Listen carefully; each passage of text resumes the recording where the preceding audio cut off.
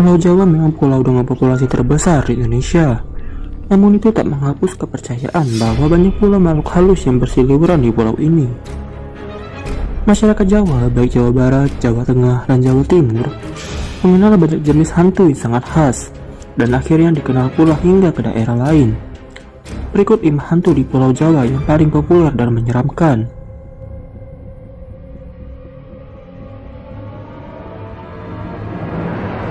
1. Genderuwo penggoda wanita. Jenis hantu yang tidak terlalu mengganggu, tapi kalau bertemu dengannya cukup seram juga. Kehadiran genderuwo ditandai dengan bau yang sangat menusuk, mirip orang tidak mandi berhari-hari, dan berlipat kali lebih bau. Genderuwo berwujud makhluk tinggi besar hitam, dengan bulu di sekujur tubuh, dan wajah menyeramkan.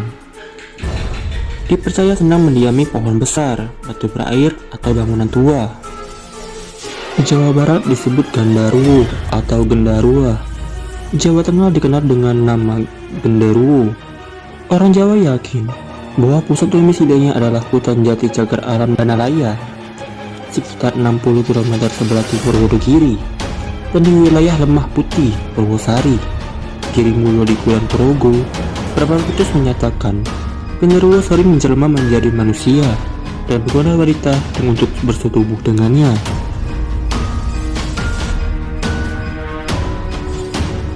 2. Sundel bolong si wanita sundal.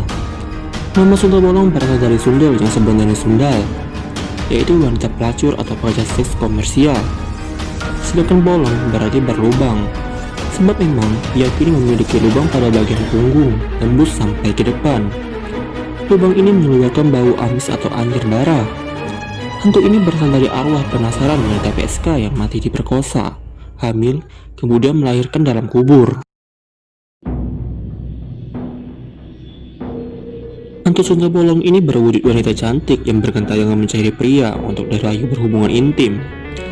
Sundel bolong juga senang menculik bayi-bayi yang baru lahir.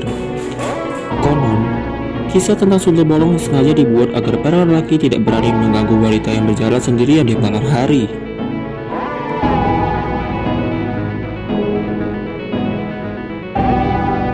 Tiga. Lampur arwah prajurit gentayangan.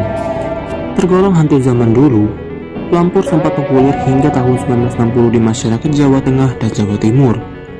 Sejak itu sudah jarang yang membicarakan hantu ini. Kemunculan Lampur ditandai dengan suara gaduh, mirip iringan kereta kuda.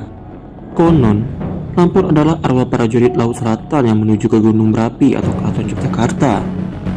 Wujud Lampur sendiri simpang siur. Ada yang bilang sama dengan rombongan prajurit Jawa zaman dulu. Ada pula yang yakin Lampur kadang berbentuk bola arwah. Masyarakat Jawa Timur yakin bahwa Lampur bisa membunuh manusia yang sedang tidur dengan cara mencekik sampai mati seketika.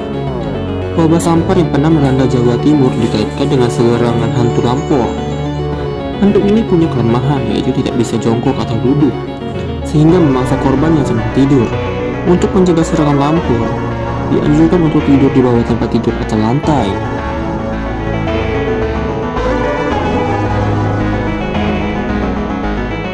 4. Kemamang hantu api pencari mangsa. Hantu ini wujudnya agak mirip Lampur, mengandung api terutama di bagian rambutnya. Tubuhnya bersayap sehingga bisa terbang. Kemamang diyakini senang mendiam di daerah tepi sungai sambil mencari ikan. Begitu ikan bertangkap, akan dibakar dengan rambut apinya.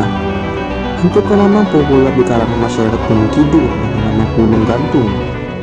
Dalam bentuk api berterbangan mencari mangsa. Warna apinya ada 2 macam, yaitu biru dan merah. Jika bertemu atau berpapasan dengan pulung gantung bercahaya biru, maka orang akan mendapat rezeki, seperti mendapat lotre atau promosi di bidang pekerjaan. Tapi kalau bertemu dengan pulung gantung warna merah, maka orang itu akan mengakhiri hidupnya dengan bunuh diri dengan cara menggantung diri. Kejadian ini sudah sering ditemukan di wilayah Gunung Kidul dan sekitarnya.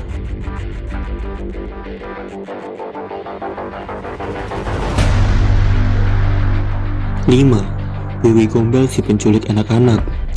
Wewe Gombel alias nenek gombel sering menjadi bahan untuk menakuti anak kecil yang sedang nakal. Sosoknya digambarkan sebagai wanita tua untuk nenek-nenek berpakaian compan-camping dengan payudara menggantung menyentuh tanah. Hantu ini senang menculik anak kecil untuk dibawa ke tempat sepi, kemudian diboyong ke tempat tinggalnya hingga berhari-hari. Pada masyarakat Jawa, jika ada anak kecil hilang, maka diyakini anak itu diculik wewe gombel.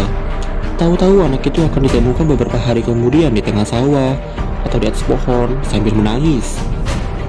Wewe gombel konon berasal dari perbukitan Gobel, dekat kota Semarang. Di sana memang tempat pembantaian orang di zaman Belanda dulu.